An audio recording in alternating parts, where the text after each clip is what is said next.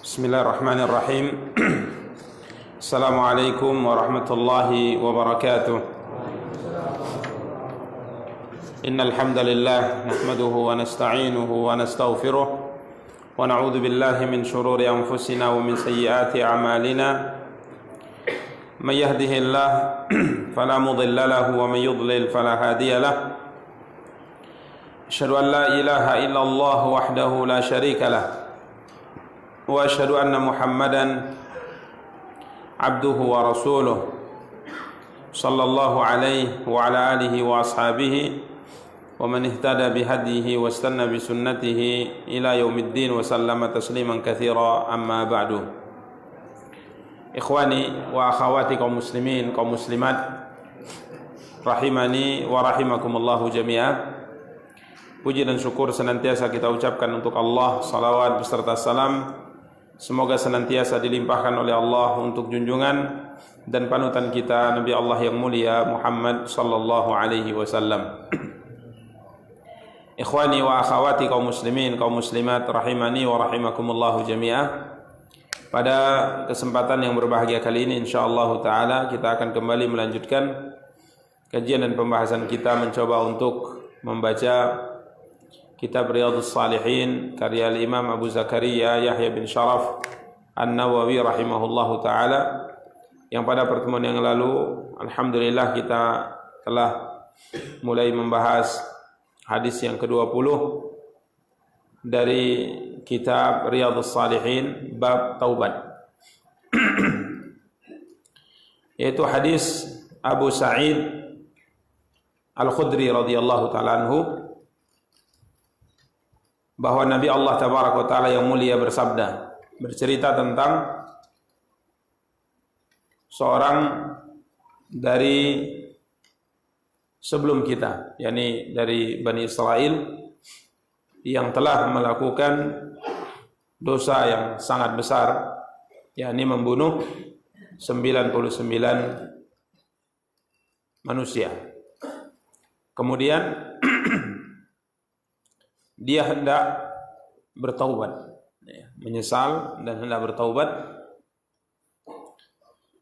dan bertanya kepada orang-orang tentang siapakah orang yang paling alim di atas muka bumi. Beliau ingin berkonsultasi, ingin meminta saran, maka ditunjukkanlah kepada beliau seorang rahib, yakni seorang pendeta atau ahli ibadah. Maka beliau pun mendatanginya, kemudian menyampaikan masalahnya, yakni ia telah membunuh 99 nyawa. Fahallahu min taubah, apakah masih ada kesempatan baginya untuk bertaubat? Maka sang pendeta ini menjawab, la, tidak ada. Artinya pintu taubat sudah tertutup untukmu, karena menurut sang pendeta ia telah melakukan dosa yang besar yang tidak akan diampuni oleh Allah Subhanahu wa taala. Maka lelaki ini pun marah. Apa yang dia lakukan? Maka dia pun qatalahu, dia membunuh pendeta ini. Fakammala bihi mi'ah. Ya, dia sempurnakan jumlah orang yang dibunuh menjadi 100 orang. Kemudian dia masih ada keinginan untuk bertaubat kepada Allah. Dia bertanya dan ditunjukkan kepada seorang alim, yakni seorang yang berilmu. Kemudian dia bertanya kepadanya, sesungguhnya ia telah membunuh 100 nyawa. Ya, telah membunuh 100 nyawa. Apakah masih ada kesempatan untuknya bertaubat kepada Allah? Maka alim ini menjawab dengan ilmunya. Dia berkata, "Na'am ya, wa man yahulu bainahu wa bainat taubah." Siapa pula yang bisa menghalangi antara beliau ini dengan taubat? Akan tapi sang alim mengatakan, intalik ila ardi kadza wa kadza, berangkatlah engkau ke daerah ini dan ini, disebutkan salah satu di antara daerah, salah satu di antara tempat, fa inna biha unasan ya'budunallah fa'budillaha ma'ahum. Karena sesungguhnya di negeri tersebut orang-orang beribadah kepada Allah, maka beribadahlah engkau kepada Allah bersama dengan mereka. Dan jangan engkau kembali ke negerimu, fa innaha ardu su', karena negerimu adalah negeri yang jahat. Artinya penduduk yang ada di negerimu mayoritas adalah orang-orang yang jahat, orang-orang yang buruk. Fantalaq, maka berangkatlah ia memenuhi saran atau melaksanakan saran yang disampaikan oleh orang yang berilmu ini. Hatta idza nasafa at-tariqu atahul maut. Di pertengahan jalan, tatkala ia sedang berangkat meninggalkan negerinya tersebut menuju negeri yang baik, kiranya datang kepadanya kematian. Apa yang terjadi? Nabi SAW bersabda, "Fakhtasamat fihi malaikatur rahmah wa malaikatul adzab." Maka berselisihlah tentang orang ini malaikat rahmat dan malaikat azab. Sebagaimana kita jelaskan pada pertemuan yang lalu, apabila seorang itu saleh, maka yang akan mengambil nyawanya setelah dicabut oleh malaikat maut, malaikat pencabut nyawa, yang akan mengambilnya dan meletakkannya ke dalam kain kafan dari surga, ya, malaikat rahmat. Ini kalau orangnya saleh, orangnya baik. Adapun jika seandainya orangnya buruk, orang kafir atau orang yang banyak melakukan maksiat kepada Allah Subhanahu wa taala, maka dia akan dijemput nyawanya oleh malaikat azab, ya, malaikat azab. Maka dua malaikat ini saling berselisih. Siapakah di antara mereka berdua yang berhak untuk mengambil nyawa orang ini? Malaikat azab berkata, malaikat rahmat yang pertama berkata, "Ja'a ta'iban muqbilan biqalbihi ilallah." Ini orang telah datang, ya, kepada Allah Subhanahu wa taala dengan niat taubat, ya, dengan hatinya. Malaikat azab mengatakan, "Innahu lam ya'mal khairan qattu." Ini bahagianku, kata malaikat azab. Ini bukan bahagianmu, karena sesungguhnya ia belum melakukan amal kebaikan apapun. Ya, dia masih berniat berangkat meninggalkan negerinya untuk bertaubat, dan belum ada amal kebaikan yang dia lakukan. Akhirnya Allah SWT kirim seorang malaikat dalam bentuk rupa seorang manusia untuk dijadikan sebagai hakim di kalangan di antara dua malaikat ini. Maka malaikat ini mengatakan, malaikat yang diutus oleh Allah sebagai hakim, "Kisuma bainal ardain fa ila ayyatihima kana adna fahuwa lahu." Ukurlah jarak antara jasadnya dengan dua negeri. Negeri yang dia tinggalkan dengan negeri yang akan dia tuju.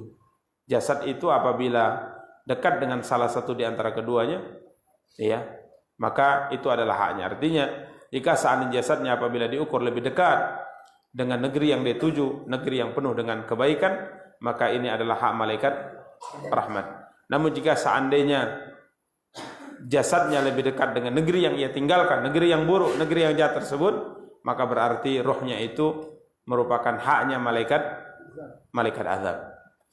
Maka faqasu, diukurlah, fawajaduhu adna ilal ardil lati arad.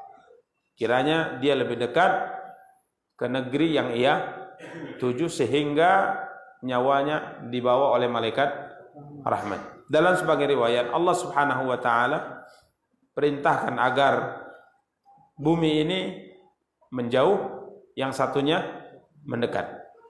Ya, bumi yang jarak antara dia atau jasadnya dengan negeri yang ia tinggalkan yang buruk tersebut, Allah perintahkan menjauhlah engkau. Artinya jaraknya diperintahkan untuk memanjang. Ya, begitu juga dengan negeri antara jasadnya dengan negeri yang baik, diperintahkan taqarrabi, ya, mendekatlah. Ya, taqarrabi, mendekatlah. Maka kemudian diukur, kiranya dia lebih dekat dengan negeri yang dia tuju hanya sejarak berapa? Bisyibrin. Hanya sejarak satu jengkal saja, bayangkan. Akhirnya hamba ini diampuni dosanya dan nyawanya dibawa oleh malaikat rahmat. Ini hadis yang telah kita bacakan dan telah kita terjemahkan pada pertemuan yang lalu, dan kita telah membawakan kemarin berapa faedah? Satu faedah. Apa itu? Jangan tunda-tunda kebaikan yang sudah kita niatkan, termasuk taubat. Nah, ya, kalau seandainya kita sudah melakukan satu maksiat, kemudian kita ingin bertobat, jangan ditunda-tunda, karena tidak ada seorang pun di antara kita yang tahu kapan dia akan meninggal. Kapan dia akan meninggal. Jadi seorang muslim itu memang harus berusaha semaksimal mungkin untuk melakukan kebaikan kapanpun dan dimanapun, sesempit apapun waktu yang dia miliki. Kalau ia masih sempat melakukan kebaikan, lakukan kebaikan.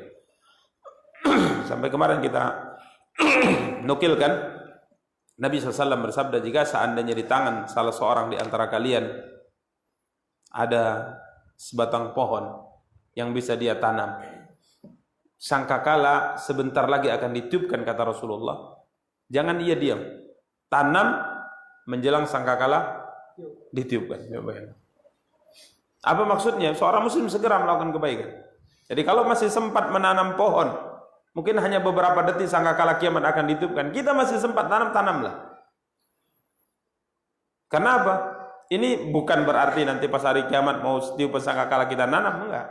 Akan tapi begitulah gambaran yang disampaikan Nabi kepada kita untuk segera melakukan kesempatan, walaupun mungkin kesempatannya itu sangat singkat sekali. Makanya ada beberapa orang sahabat sudah tua, dia malah nanam kurma. Sudah tua, umur sudah 70-80 tahun, dia semangat nanam kurma. Tatkala ditanya untuk apa, sudah tua, tinggal nunggu apa? Meninggal. Jangankan menikmati buahnya, mungkin nunggu dia besar saja udah keburu apa? Meninggal. Tapi dia mengatakan tidak, saya tanam ini untuk cari pahala. Karena Nabi SAW mengatakan tidak ada seorang muslim yang menanam satu pohon, kemudian hasilnya atau buahnya dimakan oleh siapapun sampai burung, itu ternilai sedekah di sisi Allah. Kita tanam apa ya?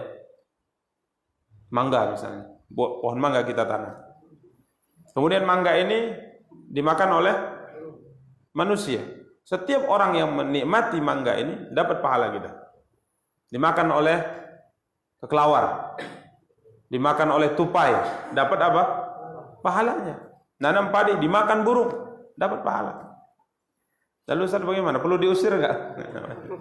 Diusir enggak? Sedekah itu Ustaz. Iya. Diusirlah, karena sedekah juga kita niatkan untuk keluarga gitu. Iya. Nanti burungnya kenyang, keluarganya apa? Lapar. Ya, insyaallah. Jadi ini yang harus kita lakukan. Jadi kalau sudah ada niat kebaikan, segera. Jangan ditunda. Coba lihat, jika seandainya menunda hanya dalam hitungan berapa jam saja, selesai ini orang. Mau taubat misalnya, besoklah, kan diperintahkan itu. Engkau insyaallah diterima taubat. Tidak ada yang bisa menghalangi antara engkau dengan taubat. Akan tapi ketentuan yang kau tinggalkan negerimu. Berangkat engkau ke negeri yang baik sana. Negerimu itu negeri buruk.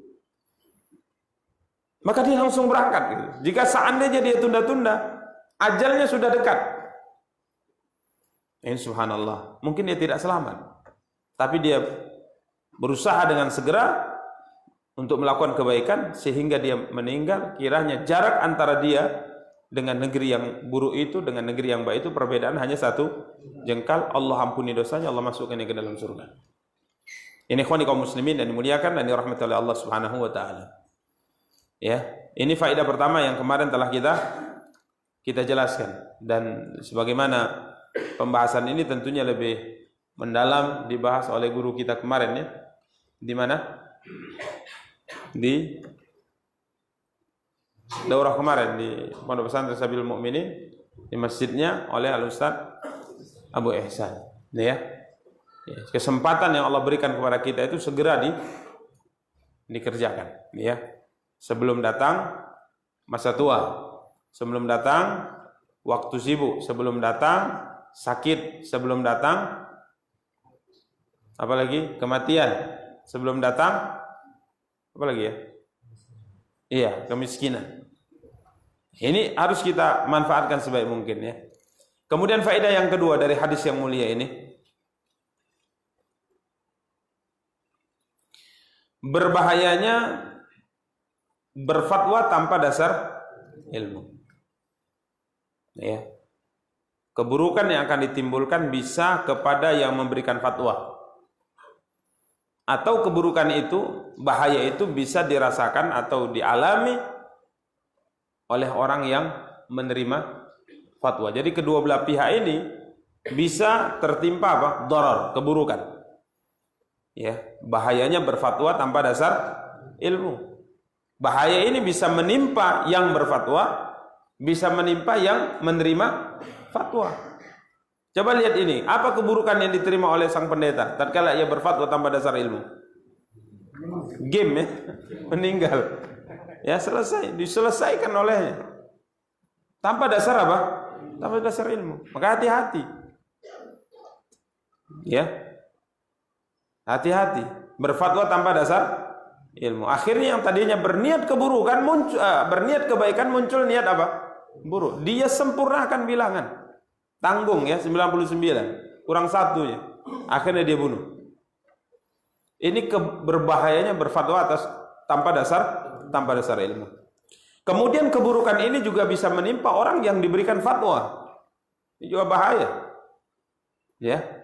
Coba lihat dia akhirnya melakukan apa? Dosa kembali gara-gara fatwa tanpa dasar ilmu. Ya. Maka di zaman Nabi kita yang mulia sallallahu alaihi wasallam ada seorang sahabat di satu perjalanan safar di medan jihad. Dia luka parah. Ya. Karena terkena senjata musuh, dia luka parah. Di musim dingin. Malam itu rupanya junub dia, mimpi basah. Maka dia bertanya kepada teman-teman sekemahnya, "Ini saya gimana ya solusinya? Saya junub ini. Mau sholat subuh, aturannya kalau junub itu kan hadas besar, harus apa? Mandi. Kalau hadas kecil tinggal wudu. Ini bagaimana? Saya junub, lukaku ini parah. Saya takut terjadi sesuatu pada diri saya kalau saya paksakan diri mandi." Teman-teman skemanya mengatakan gak ada pilihan, kamu harus mandi. Coba bayangkan, ini berfatwa tanpa dasar ilmu. Akhirnya paksakan mandi. Apa yang terjadi? Mati orang ini. Sampai ke telinga Nabi SAW. Sampai cerita ini kepada Nabi SAW. Maka Nabi SAW marah kepada mereka. Semoga Allah membinasakan mereka, kata Rasulullah. Mereka telah membunuhnya. Kenapa mereka tidak bertanya kalau tidak tahu? Sesungguhnya obat kebodohan adalah bertanya. Jadi mati akhirnya. Seharusnya dapat rukhsah. Ya. Karena seorang yang berhadas apabila menggunakan air akan membahayakan dirinya, maka Islam telah memberikan apa? Keringanan. Apa yang harus dilakukan? Kalau kita memiliki hadas kecil, kewajiban adalah berwudu. Kalau tidak ada air atau tidak bisa menggunakan air, maka kita tayamum. Ya. Kalau kita hadas besar, kita ingin bersihkan hadas kita, maka kita harus mandi. Janabah, haid, nifas, itu harus mandi kalau sudah selesai. Kalau tidak ada air, apa yang dilakukan? Tayamum juga ya, bukan mandi debu ya, tayamum juga. Jadi tayamum aja, kalau memang nggak bisa, tayamum. Nggak bisa pakai air karena membahayakan tayamum. Ya. Jadi ini ikhwani kaum muslimin, bahayanya berfatwa tanpa dasar ilmu. Bisa membahayakan yang menjawab atau yang berfatwa, sehingga orang mungkin bisa emosi gara-gara jawaban dia, sehingga terjadi hal yang tidak diinginkan. Bisa juga keburukan itu menimpa orang yang diberikan fatwa. Ya, ini ikhwani kaum muslimin wa akhwati kaum muslimat yang dimuliakan dan dirahmati oleh Allah Subhanahu wa taala. Maka dosa berbicara atas nama Allah tanpa dasar ilmu ini merupakan salah satu di antara dosa besar. Salah satu di antara dosa besar. Ya. Coba lihat dalam surat Al-A'raf ayat 33 ya. Allah Subhanahu wa taala menyebutkan beberapa dosa yang Allah haramkan. Allah berfirman, "A'udzubillahi minasyaitonirrajim. Qul innama harrama rabbiyal fawahisha ma dhahara minha wa ma batana wal ithma wal baghya bighairil haqqi wa an tusyriku billahi ma lam yunazzil bihi sultana wa an taqulu 'ala Allahi ma la ta'lamun." Katakanlah, Rabbku hanya mengharamkan perbuatan yang keji baik yang nampak maupun yang tersembunyi. Dan juga yang Allah haramkan adalah perbuatan dosa, melanggar hak manusia tanpa alasan yang benar. Kemudian di antara yang Allah haramkan adalah mempersekutukan Allah dengan sesuatu yang Allah tidak turunkan hujah atasnya. Kemudian dan Allah juga haramkan mengada-ngada terhadap Allah apa yang tidak kamu ketahui. Artinya berdusta atas nama Allah. Coba lihat urutan. Pertama Allah sebutkan yang Allah haramkan adalah zina. Semua perbuatan keji Allah haramkan. Kemudian melakukan kezaliman. Ya naik. Dosanya naik ya. Dari yang bawah naik tingkatan. Kemudian naik lagi tingkatan. Kesyirikan kepada Allah. Kemudian naik lagi tingkatan. Berdusta atas nama Allah tanpa dasar ilmu yang benar. Berarti berdusta atas nama Allah merupakan dosa terbesar. Ya, para ulama mengatakan bukankah dosa terbesar adalah syirik? Benar. Akan tapi sebab dosa terbesar adalah berdusta atas nama Allah. Karena syirik pun terjadi karena berdusta atas nama Allah. Ya, ini ikhwani kaum muslimin wa akhwati kaum muslimat yang dimuliakan dan dirahmati Allah. Jadi hadis ini menunjukkan bahwa berfatwa tanpa dasar ilmu merupakan perkara yang sangat membahayakan, baik bagi yang berfatwa maupun bagi yang diberi fatwa, itu di dunia, apalagi di mana? Di akhirat. Ya, apalagi di akhirat. Maka ikhwani kaum muslimin wa akhwati kaum muslimat yang dimuliakan dan dirahmati oleh Allah Subhanahu wa taala, salah satu di antara adab yang sering kita baca dari kalangan para sahabat, mereka kalau diminta fatwa itu selalu, bahasa kita mungkin apa namanya? Udur-uduran ya bahasa atau gimana ya? Tolak-tolakan gitu. Jadi kalau ada tanya ke si fulan masih ada, tanya kepada si fulan. Tanya sahabat ini kepada fulan, tabi ini kepada fulan. Sahabat ini mengatakan tanya kepada Abdullah bin Mas'ud. Sampai sana diputar lagi. Sampai akhirnya kembali kepada orang yang pertama. Ya. Kalau kita kan enggak ya. Tanya ke saya semuanya, saya yang jawab. Kebalik ya. Makanya Abdullah bin Umar mengatakan tatkala ditanya dia enggak menjawab. Kemudian orang itu pergi. Tahukah kalian apa maksud dia bertanya?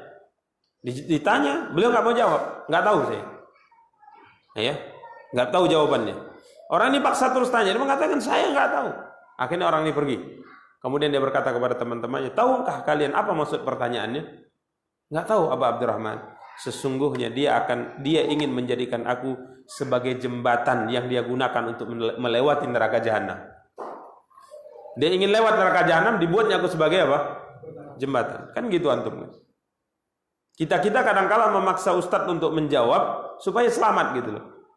Kadang-kala sering saya ditanya tentang beberapa perkara, saya katakan, antum pun tahu jawabannya sebenarnya. Iya Ustaz, untuk memastikan saja. Saya katakan untuk memastikan atau cari. Nah, kadang-kala dia sudah tahu haram, tapi tanyanya lagi gitu. Mana tahu Ustaz jawabnya halal gitu. Ini bahaya ya, ini bahaya. Kalau setelah udah nggak usah tanya-tanya lagi. Udah jelas haram, nggak usah untuk tanya-tanya lagi. Iya, karena Ustaz juga manusia, kadang-kala mungkin lupa dia, salah ucap dia, antum jadikan pula itu hujah di hadapan Allah. Ya, makanya berbahaya ini, menjawab pertanyaan itu berbahaya. Makanya para ulama dahulu, tatkala ada yang bertanya, mereka menjawabnya itu sangat berhati-hati. Dan mereka selalu ajarkan kepada murid mereka untuk mengatakan saya tidak tahu. Ya, sering kita nukilkan Imam Malik ditanya puluhan masalah, yang dijawab hanya 4. Sisanya tidak dia jawab. Orang bertanya ini bagaimana? Dia mengatakan sampaikan saja kepada orang-orang. Kalau Malik bin Anas tidak tahu, selesai. Tidak tahu ya, kalau nggak tahu ya nggak tahu gitu. Karena ada yang maksa misalnya. Ya. Masa gitu aja Ustaz nggak tahu kan gitu kan. Masa remeh Ustaz, permasalahannya masa nggak tahu, Ustaz ini dusta aja kan gitu. Kita katakan ya antum kalau tahu antum yang jawab gitu loh. Ya kalau nggak tahu ya nggak tahu. Ya, ini ikhwani kaum muslimin wa akhwati kaum muslimat yang dimuliakan dan dirahmati oleh Allah Subhanahu wa taala. Tapi di faedah ini perlu diperhatikan. Seorang awam, orang awam harus bertanya kepada orang yang menurut kita adalah orang yang berilmu. Memang kita tidak bisa memilah antara hak dan batil, mungkin karena keterbatasan ilmu kita, tapi kita diperintahkan oleh Allah untuk memilih orang yang menurut kita paling berilmu. Jadi jangan sembarangan juga bertanya. Jadi jangan sembarangan bertanya. Bertanyalah kepada orang-orang yang memang menurut kita adalah orang yang paling berilmu. Ini faedah yang kedua ya. Faedah ketiga dari hadis yang mulia ini,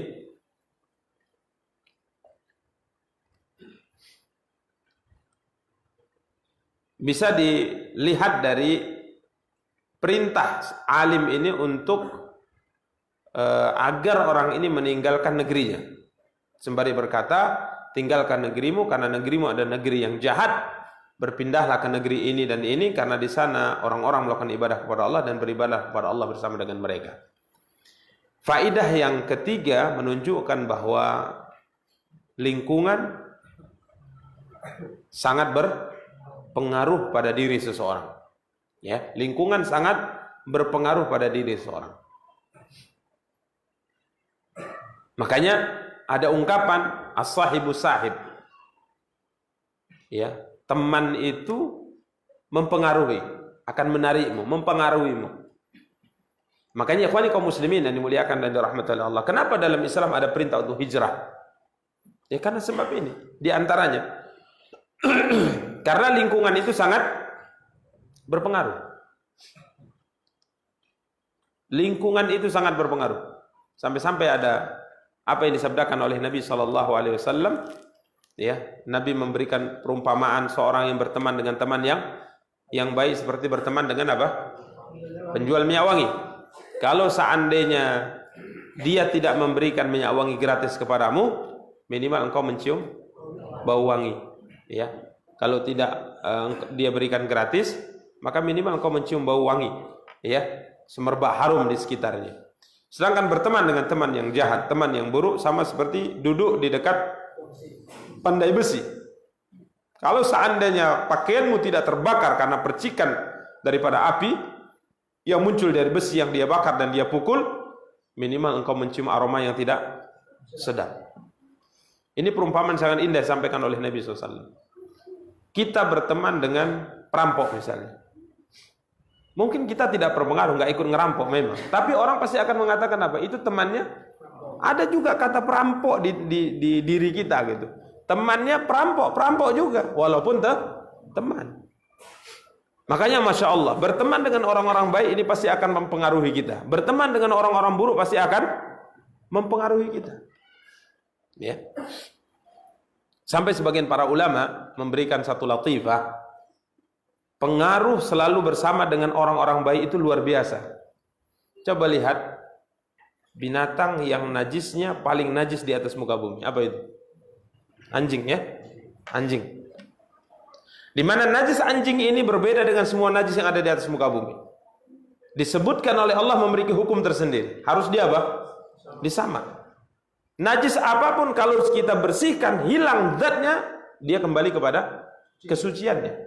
Bejana, terkena najis apapun, kalau kita siram, semprot pakai air, hilang bersih, walaupun nggak pakai sabun, tapi hilang zatnya, maka bejana ini kembali apa?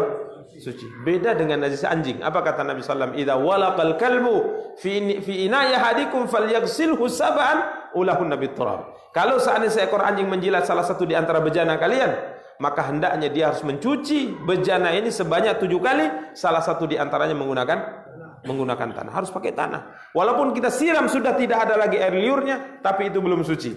Harus dibersihkan 7 kali pembersihan, salah satu di antaranya pakai apa?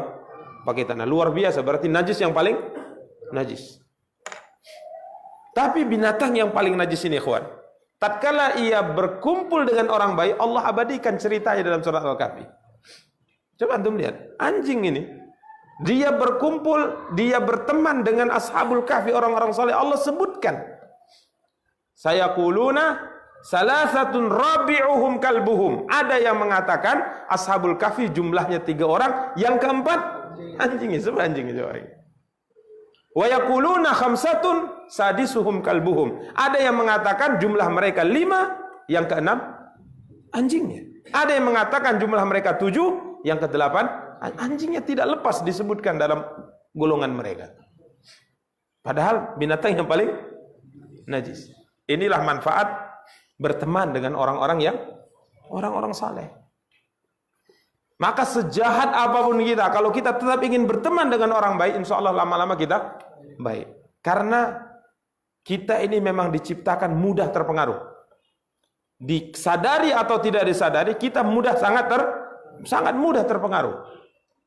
Ya, ini ikhwani kaum muslimin wa akhwati kaum muslimat yang dimuliakan dan dirahmati oleh Allah Subhanahu wa taala. Karenanya Ali ini berpesan, tinggalkan negerimu karena di sana semua orangnya jahat, semua orangnya buruk. Tinggalkan dan berangkatlah ke negeri ini dan ini karena di sana orangnya orang saleh, maka beribadah engkau bersama dengan mereka. Ini ikhwani kaum muslimin wa akhwati kaum muslimat yang dimuliakan dan dirahmati oleh Allah.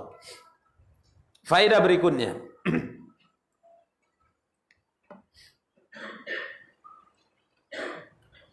Hadis ini memotivasi kita untuk melakukan kebaikan sekecil apapun. Sekecil apapun. Karena kita tidak tahu ya, dari kebaikan yang kita lakukan, baik besar maupun kecil, kita tidak tahu mana yang bisa menyelamatkan kita dari siksa Allah. Coba lihat cerita ini.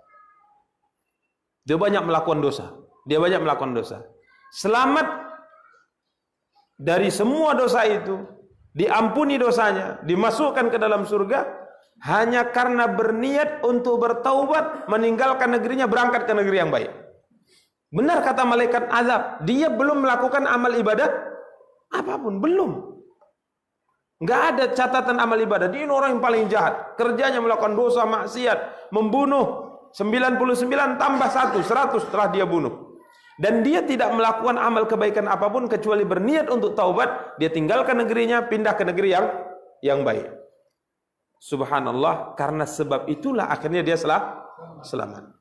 Makanya ikhwan kaum muslimin wa akhwati kaum muslimat yang dimuliakan dan dirahmati Allah, kita harus selalu berusaha melakukan kebaikan sekecil apapun, karena kita tidak tahu mana kebaikan yang akan menyelamatkan kita dari siksa Allah.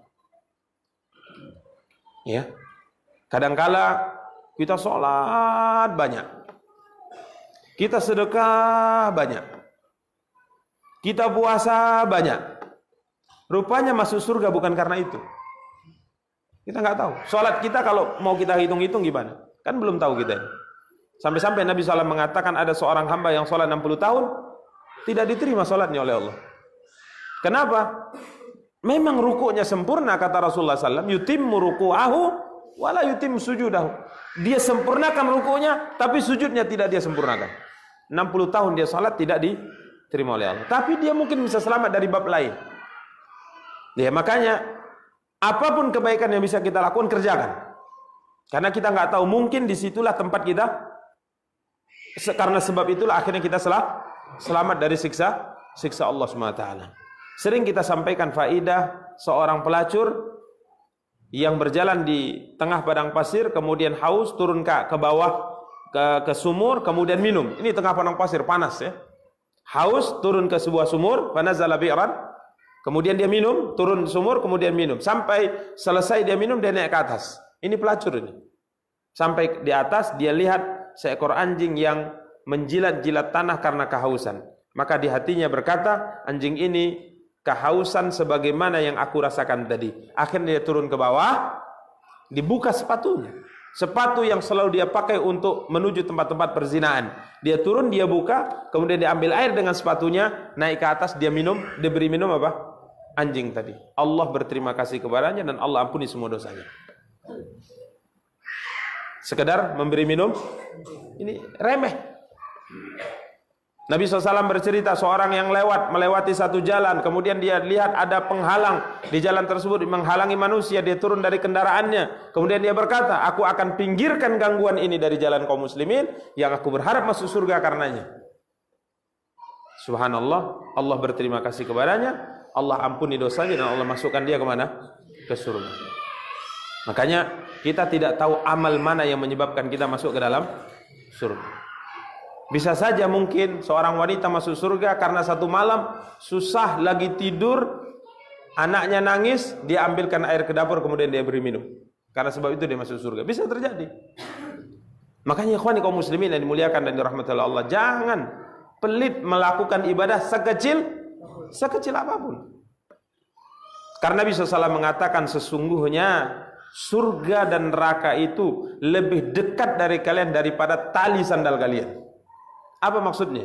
Kadangkala kita masuk surga dalam perkara yang sangat dekat, yang kecil yang kita lakukan. Begitu juga hati-hati. Kadangkala gara-gara perkara kecil, perkara remeh, gara-gara itu kita masuk neraka Allah Subhanahu wa taala. Maka hati-hati.